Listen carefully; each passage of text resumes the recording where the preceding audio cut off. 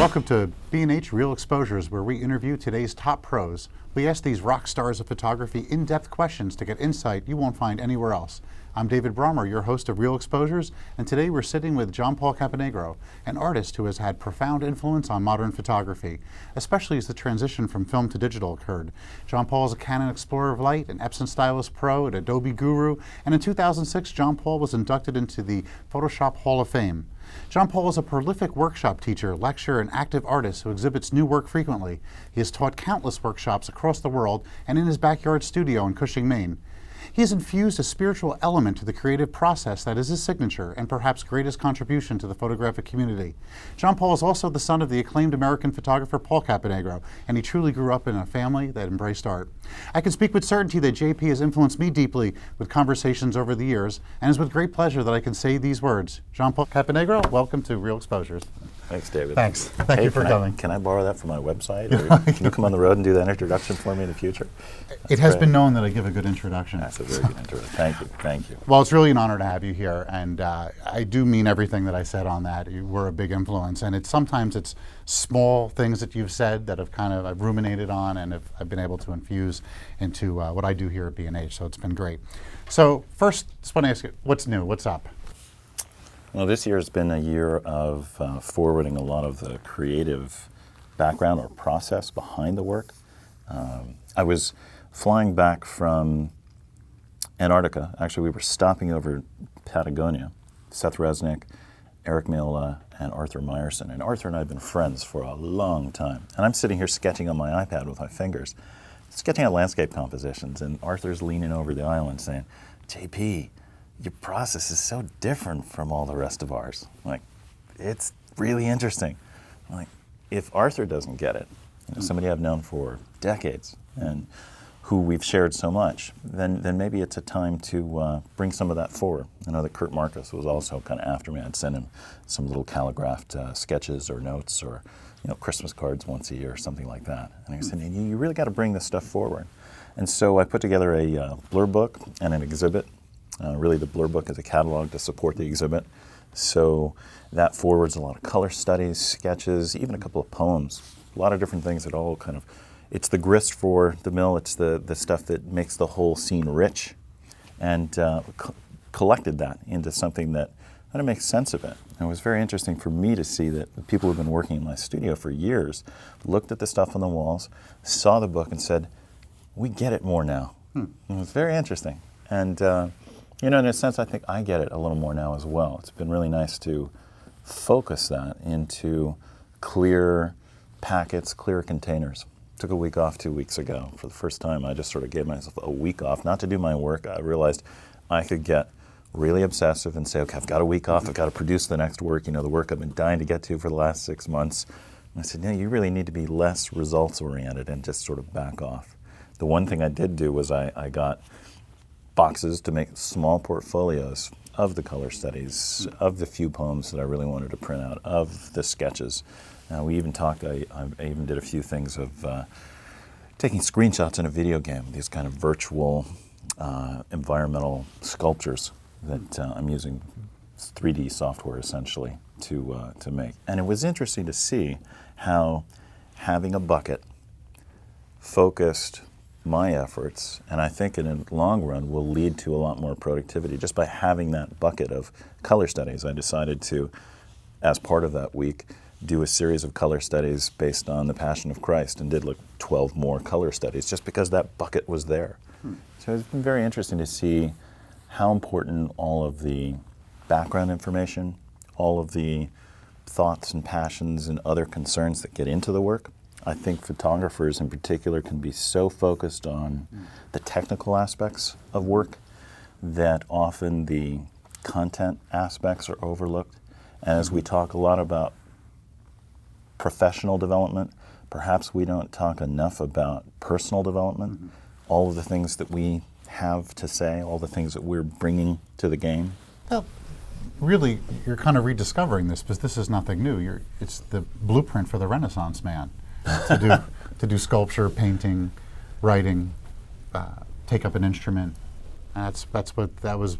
Wasn't that what they really meant by the Renaissance man, as a multidisciplined artist, not just going into one look at the Da Vinci, Michelangelo, there was many disciplines that they were working in. Exactly, exactly. And I think those other disciplines add a richness and a connection to many other things, or at least more points of context with the rest of the world that adds richness, depth, meaning, content. You know. Like a fertilizer to the, brings it. Sure, grow some flowers with it, I suppose. Yeah, fertilizer. So, you know, as a Canon Explorer of Light, you get all the goodness that comes out of Canon. What are you shooting with these days? What are you playing with?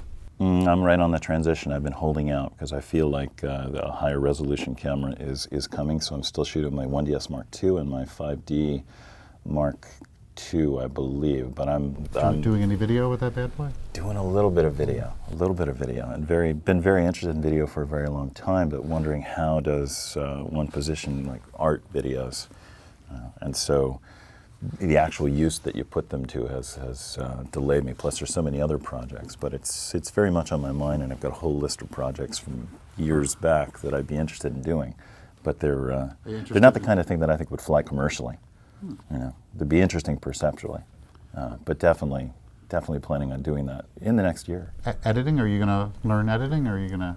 Minimally. I've got a good person in the studio, C.T. Adams, who helps me do a number of that. I think at a certain point, one has to realize where one's strengths are, and rather than spreading oneself too thin, work with people who are good at what they're good at, if they're better at those skills. I think you hear in the business community that good business leaders hire people who are smarter than them in specific areas. So I need to be knowledgeable enough, but it's not my goal, knowledgeable enough to work with these people, but it's not my goal to become the next Final Cut Pro guru. You know, there's enough on my plate already. Right, but you would never hand off a raw file to somebody and let them process it and do layers and put together. Would you? Well, I would never say never, and I would always avoid saying always. Okay. Except when I just say that. But in general, I do like to be hands-on from start to finish. During the proofing process, when I make my prints, I'll have somebody come in and help me do some of those aspects, but I'm still making all the decisions along the way. Okay. On the video, I'd have a very clear idea of what I wanted to accomplish, but when you involve somebody else in the process, there's an interesting challenge of how much do you collaborate. And then other issues along the way come up, who owns the idea, who owns the final product if you're collaborating. So those are going to be interesting things to explore. I had a good experience with collaborating with Matt Thorne. Yeah. He's a wonderful book designer and photographer. Yeah, did a terrific job on your book. Thank you very much. But that was letting go and letting that collaboration happen. That was the first time. As photographers, we're not really so collaborative. It's not like filmmakers are. And look at the title list that comes on a film is huge. That's right. We're photographers, our name is out there. That's it. So. Yeah, and it's interesting. A lot of the people we used to collaborate with, either the printmakers, like a number of great photographers that other people make the prints, but they were often not acknowledged. Or look in the photo retouching industry, how many people bring those digital skills to bear, and all of their work and those people are kind of seen or unseen. They're almost invisible. Yeah, absolutely. Yeah. Even Arcady Love, of great platinum teacher up in main workshops. Yeah. He's doing a lot of work. He's printing a lot of work, other people's work on platinum now, and For sure. isn't doing as much himself. And when he did some Elliot Erwitt work that was out there, and no one knows unless you talked with him. You wouldn't know that he was the actual printer. So that's Yep. I had beers with Joe Reefer, who's a night photographer, 2 nights ago, and we were talking. I wanted to understand where he came from, and he was talking a lot about. He got into this whole thing with workshops, were a big influence on him, taking these workshops, and he rattled off a bunch of workshops he had attended, and that's actually how I got to know you, was through the workshop experience. Yeah. And when I was looking at your site this morning, I noticed, man, you teach a lot of workshops. You're all over the place teaching workshops across the world, and then in your own studio. That process in helping somebody take or when someone takes a workshop, how they grow in it. I think that not so many people are aware of that. A lot of photographers getting entranced by photography, their new cameras, their new gear, they don't take workshops. What advice can you give someone who's seeking to really take the next step, and the emphasis that's on being able to go on a workshop? Well, first, there are a lot of offerings out there, and they're not all equal. I would emphasize the instructor. That's going to be the font of information, but also the person who facilitates a good group dynamic.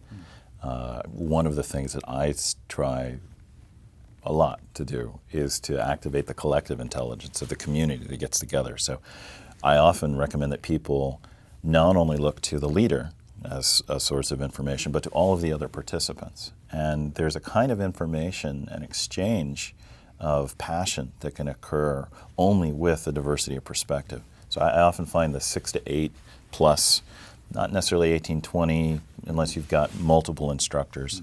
There's a kind of a critical mass when there's enough diversity of perspective that everybody's learning and sharing. And if it's just top down, it's limited.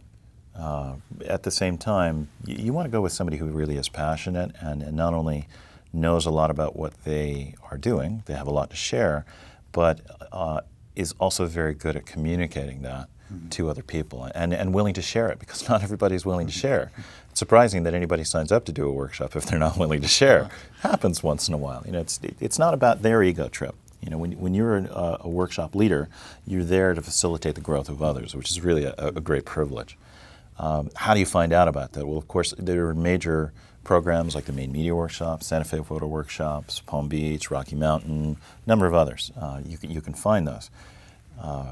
I think one of the things that would be most useful to ask is, who would I fit most with? Sometimes there's a chemistry, and you can see online videos or read the kinds of content that they tend to share, see the kind of work that they do.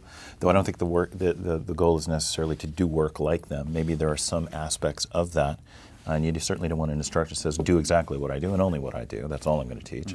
You want somebody who's accommodating of many perspectives and can foster a lot of growth among a lot of people, can get that diversity going.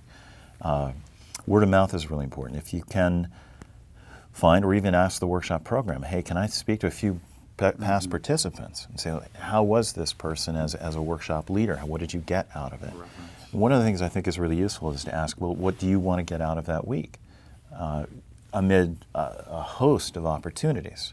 And there's a real difference between a photo tour that takes you to locations and a photo workshop that gives you content, perhaps exercises to interact with the situation, and fosters that group dynamic where the learning happens through review and feedback and sharing. All of that's important.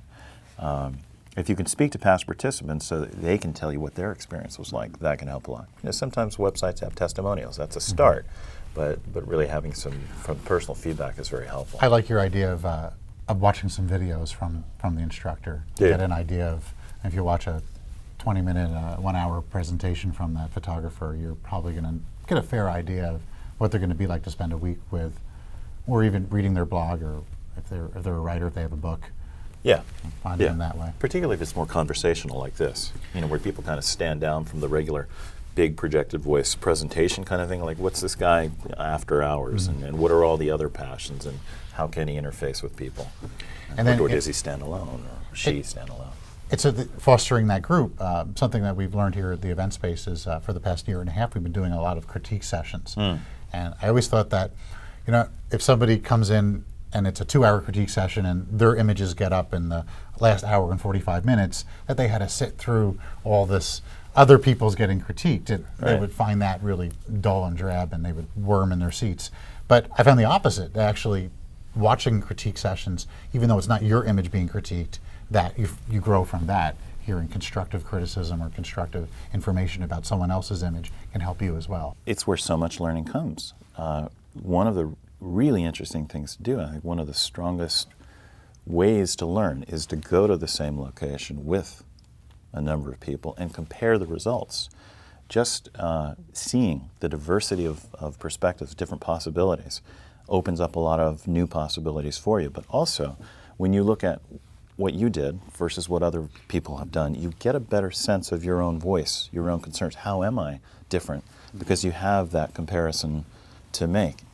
I think one of the other things is if you can find somebody who helps foster a community language. Language leads to clearer thought, clearer language does. The observations that people make can be higher quality if the language is focused. I kind of had an exercise in two ways of not doing it. One was when I was at Yale, it was this deconstruction. Deconstruct it, spit fire and brimstone until it spontaneously combusts. And if you can talk the talk after 4 years, you have our degree, our seal of approval to go succeed. And then I left that and went to the University of Santa Cruz out west. And the first critique I was in, people stood around and said things like, well, it's like totally. Yeah, man, that's totally. It's just, I timed it. After 22 minutes and 22 seconds, I couldn't take it anymore. I said, guys, do you realize we've been here for 20 minutes? Nobody has said anything. Oh, dude, that is so uncool. So between what I call flicker love, yeah, that's great, that's amazing, right?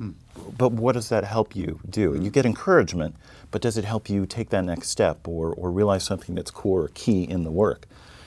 Making useful statements rather than critiquing work and going beyond, I like it, I don't like it, is where a lot of growth can happen. And you can foster that kind of language within a community, and that community can not only share that dialogue during the workshop, but long after, because you stay in touch with these people. Interesting. Yeah, that's super deep, and it's leading into my next question for you. And this one, in the modern era, I think a lot of spirituality has been taken away, and pop culture, consumerism, this rapid communication that we have has strung spirituality away from us. It's pulled it away and put it in the back seat, basically. You have been are known to imbue spirituality and put that back in. Meditation, even I know you took Sean Kernan's class where he starts off his classes with a gong, which is meditation. Yeah. So that's how can an artist who I don't want to say is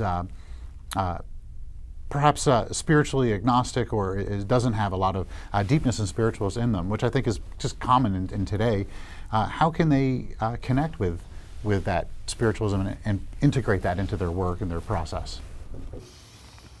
Yeah, it's a deep question. It's kind of the question that led Jung to write Modern Man in Search of His Soul.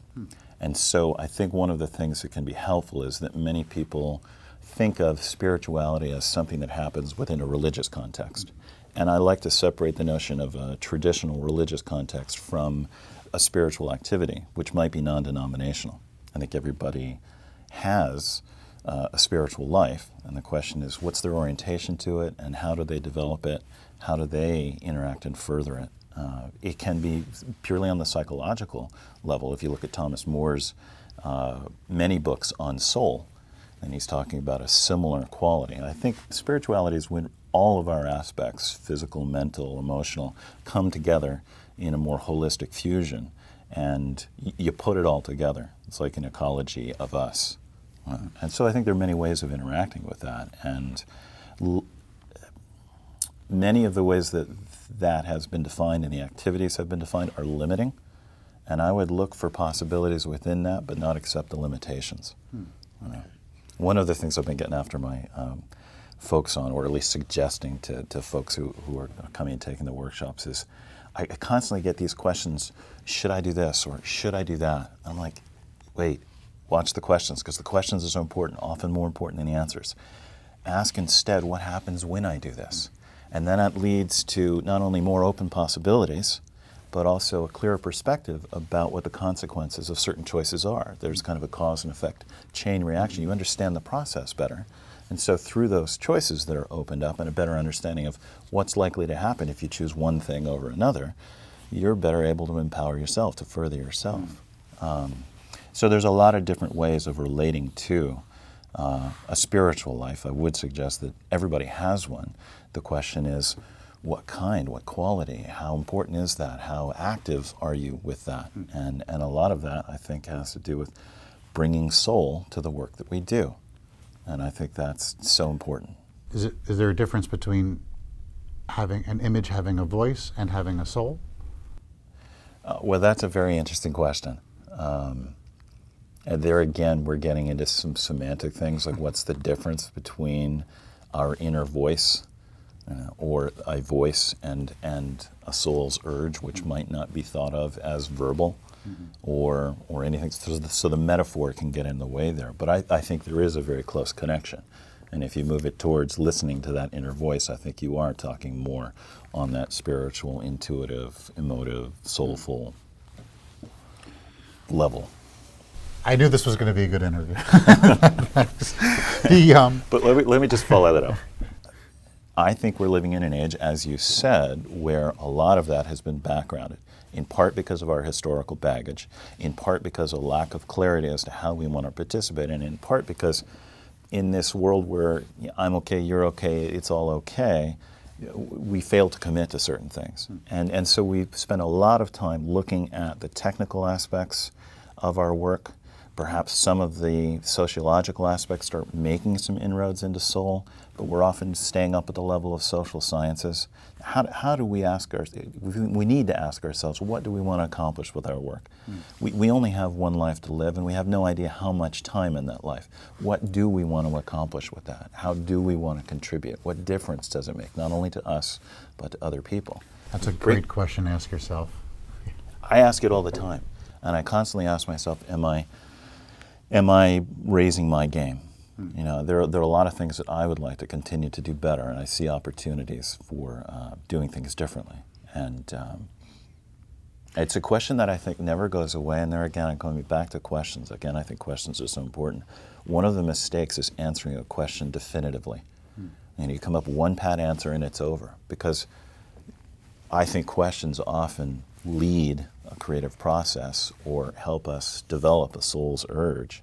And the right set of questions held create a kind of dynamic tension that might have multiple outcomes, multiple answers, rather than just coming up with, here's a question, you hear a quick answer, move on. I think the process of holding the really useful questions is key. You know, I have a program here called Finding Photographic Style, and I highlight a number of photographers, and you're one of them. And the goal of showing those photographers are photographers that have a resounding style that really comes out. Now, if there were 20 photographs on the wall, I could point out your photograph very easily if there were no names on it, which is a great thing to have. But a question that's come up, and I'm really happy that you're here, because I'm going to ask you the question, and it's what about shooting outside of your genre? Like, I've never seen a John Paul Caponigro street shooting shot. How do you address going outside of what you're known for, or even to say outside of your comfort zone? How do I do that personally, or do I agree that you should experiment a little and push yourself?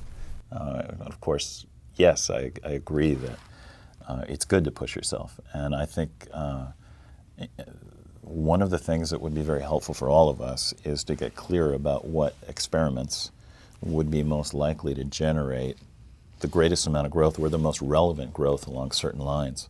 So I use the iPhone personally as a way to play and experiment. I think it's extremely hard to be very spontaneous and kind of think outside your box in your primary medium.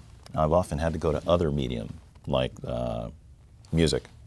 I decided to be a complete amateur and just do it at 2:30 in the morning when I couldn't offend anybody else. I'm just playing for me. I'm trying to connect with sound and explore sound and where that takes me emotionally. It tells me a lot about the creative process to do that, and it's good to get out of my rut. So we all have to ask ourselves, when does a groove become a rut? And to get out of that rut, or to energize that groove, what other things could we do? And I think it's a good idea to make a list and to try some things. Now, I don't mean it means you have to try everything, because life's too short. But if you feel a call to trying certain kinds of things, or if you look more analytically at the work that you're doing and ask, well, what kinds of things could I do to make that stronger? Either an emotional call or an external putting two and two together, you can start to generate growth along areas that you feel are most relevant. It's one thing to say, hey, think outside the box. Hey, do something new. And you end up doing 1,000 things. You end up thinking of my blog post today How many thoughts do you think every day? Did you see that? I did. It's like more than 60,000 a day, right? But then again, my question at the end of it is, well, how many of them are really relevant? How many are really worth remembering? How many lead to something that's really valuable, meaningful, tangible, durable, or transmissible? I saw it. You're known for these evocative landscapes that are definitely simplistic in a lot of ways. They're wide open vistas, and then I saw you kind of switch into a genre of night photography, and your voice went from where I'm familiar with your work right into now it's being done at night. It was a logical progression of where you switch genres, because I'm going to call landscape and night photography two different genres to try to break it up. But I definitely saw that similarity. When did you see that? This morning. Okay. This morning. Because you've been reading my blog. Yeah. Yeah. It's a good blog. Yeah. That's good. That's very interesting because I've been doing those kinds of night shots all along. Right? In fact, Photoshop was really kind of a wonderful thing for me. I remember when I was studying painting, one of our teachers gave us the assignment, go paint night. And so I would take the canvas out at night and you couldn't see the paint. So I go get a different light source and you could see the paint, but you couldn't see out into the night. Like I ultimately had to take some photographs. Those kind of changed based on the light. Moving objects disappeared. I kind of had to paint night from memory. So a lot of the night shots that I've done over the years have really been taking a clue from Steven Spielberg, kind of shoot by day and color adjusted to look like night. In fact, I would say right now there are more of those than actual shots done at night. But now, with the new higher ISO cameras, I'm really going to be getting back into exploring that more deeply. And so I've been doing a lot of research, and it's interesting you picked it up because of what's kind of current on my website. It's interesting for me to see where the perception there is. But definitely I'm going to be doing a lot more night photography. I don't think of them as separate. Because for me it's an extension of landscape photography, though I could easily see, if I was like Trey Ratcliffe and went on did night cities, that would totally be a different kind of thing. Have you seen Stephen Wilkes stuff where he's in one shot, like Magritte, showing the day and the night of the city? No, I haven't They're seen really those. interesting images, right? And usually I do those in diptychs. But it's fun to see him kind of do it all in the same shot like same Magritte. shot. Yeah. Interesting. Yeah. Are you going to play with light painting at all? For sure. I think a lot of those can get pretty gimmicky, but I've seen some amazing things. I've got some steel wool that I'm going to burn up this weekend with my son. So that's going to be fun, just to get the ball rolling. But I think I could easily overdone, so I've got some questions. Like, just how far is too far? A lot of times I like to use a light touch. You say kind of simplistic. I would say simple, minimal, but still loaded. What's the most uncomfortable photograph you've ever made?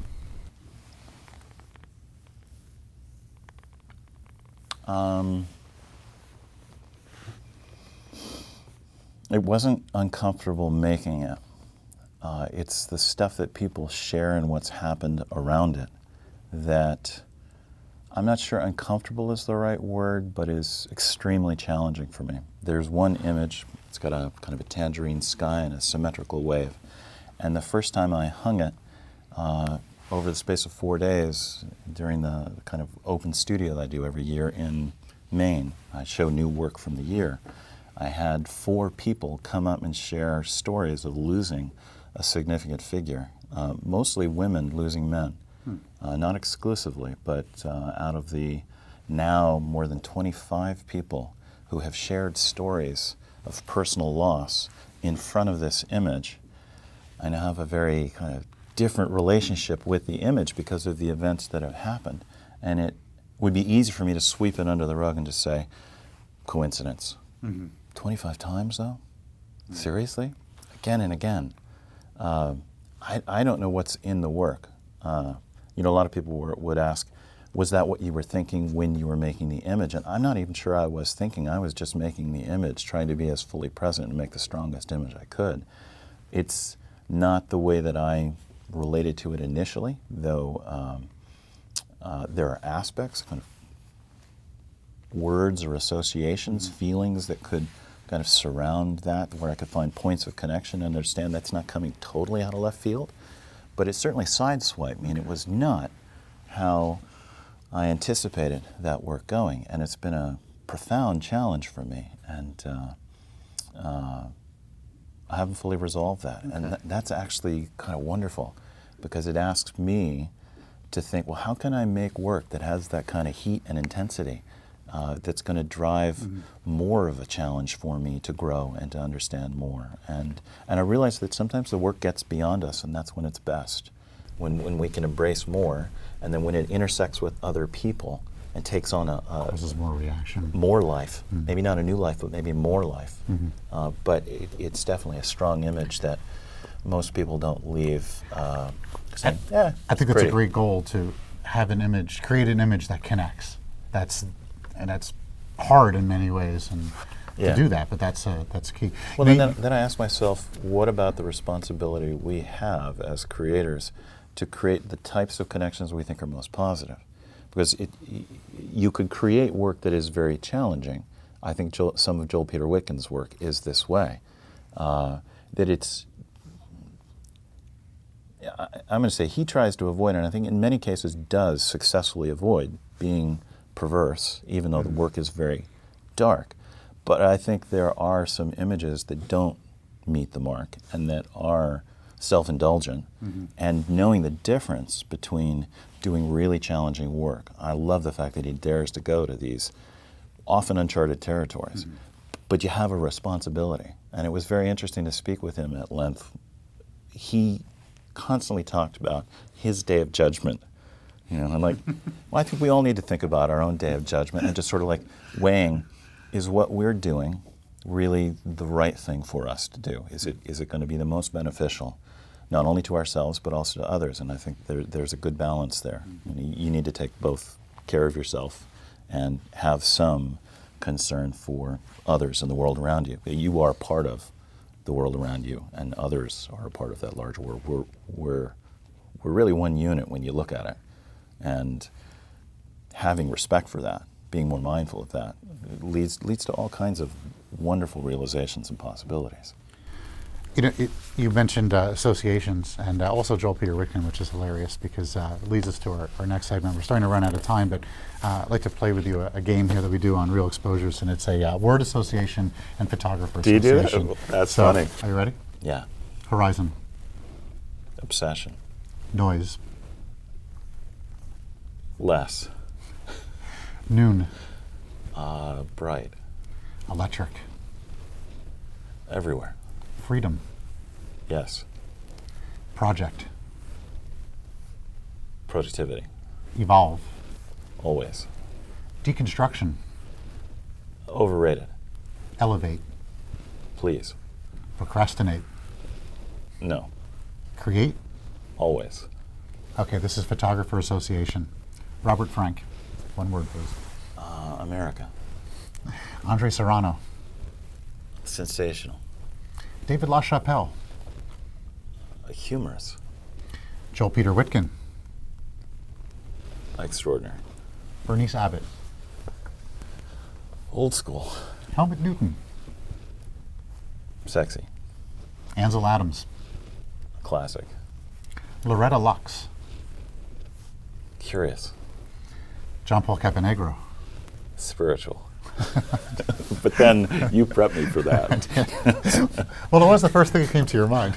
Well, it was, but then so many of the associations are often influenced by what's happened recently. So you have to kind of sort out what's deep and uncovered and what's environmental and recent. Try to order those photographers. Yeah, and watch the list. You're going to do a rank sort and watch the list. Actually, it's a really great thing to do. Like list all of your influences and then kind of rank sort them. I actually wrote a whole bunch of posts on photographers who influenced me, and I'm going to be writing a whole other series on other artists, sculptors, filmmakers, writers who have influenced me. And to clearly state why they influence you is a tremendous opportunity for finding clarity on what you're really responding to and where you're going ultimately, because that, in a sense, is a self-portrait.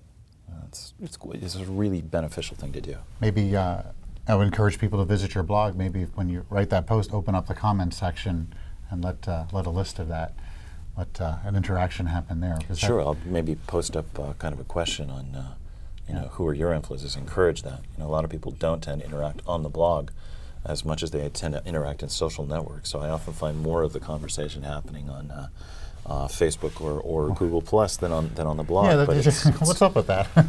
it's the way people tend to want to do it. I don't know. It's interesting. I think also the login could be that could be a break. It's so easy to comment on Facebook and throw a hashtag on something. It's easy, but yeah, and then more people can find it. So it may actually provide a greater connectivity that ways, rather than controlling it. I'm just kind of rolling with it and seeing how people want to do it.